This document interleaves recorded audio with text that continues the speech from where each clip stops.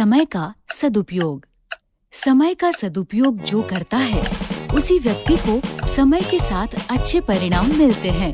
ऐसा ही हुआ जब सोनू और वानी के एनुअल एग्जाम्स आने वाले थे। अरे, अब तक पढ़ रही हो? चलो खाना खाते हैं। बस थोड़ा सा प्रोजेक्ट बचा है, नहीं किया तो टीचर डांटेंगी।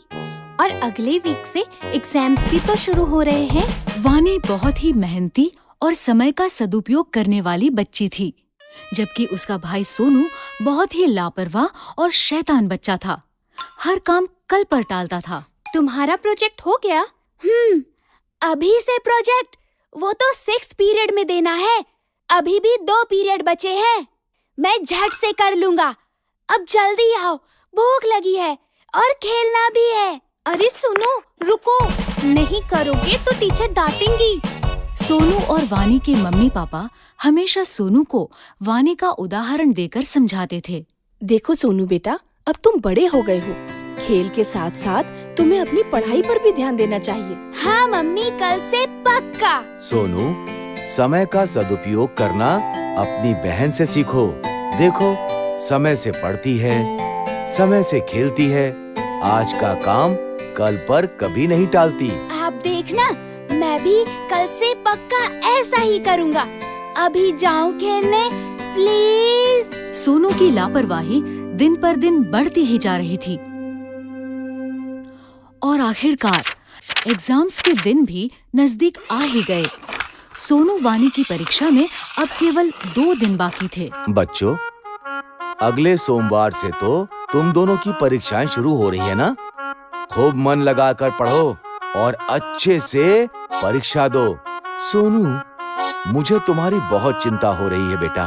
तुम हमेशा आज का काम कल पर टाल देते हो। पढ़ाई कल पर नहीं टालना।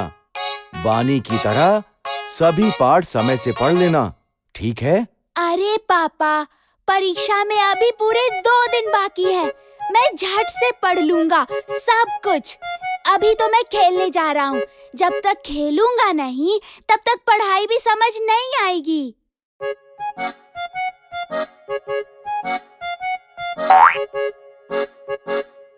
अरे वानी, देखो ना, कितना सुहाना मौसम हो रहा है।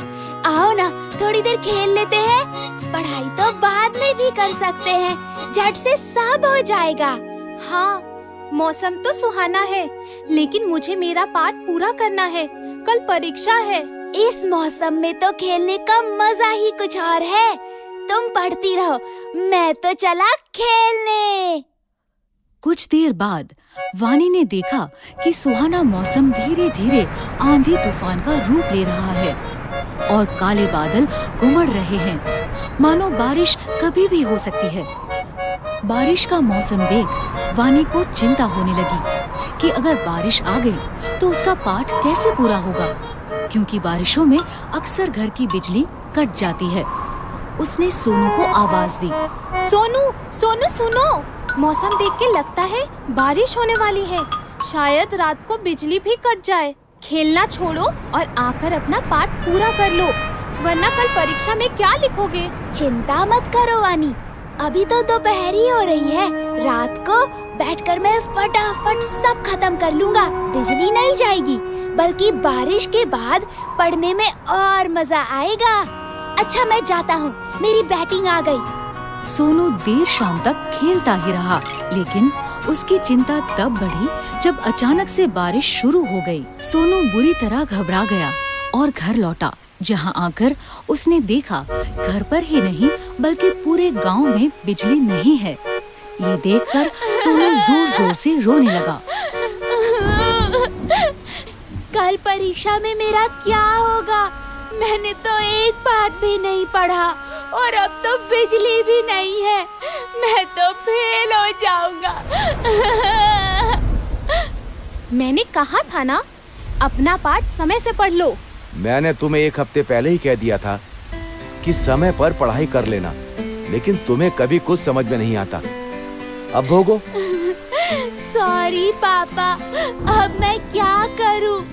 काश मैंने सही समय पर ही अपने पाठ पढ़ लिए होते।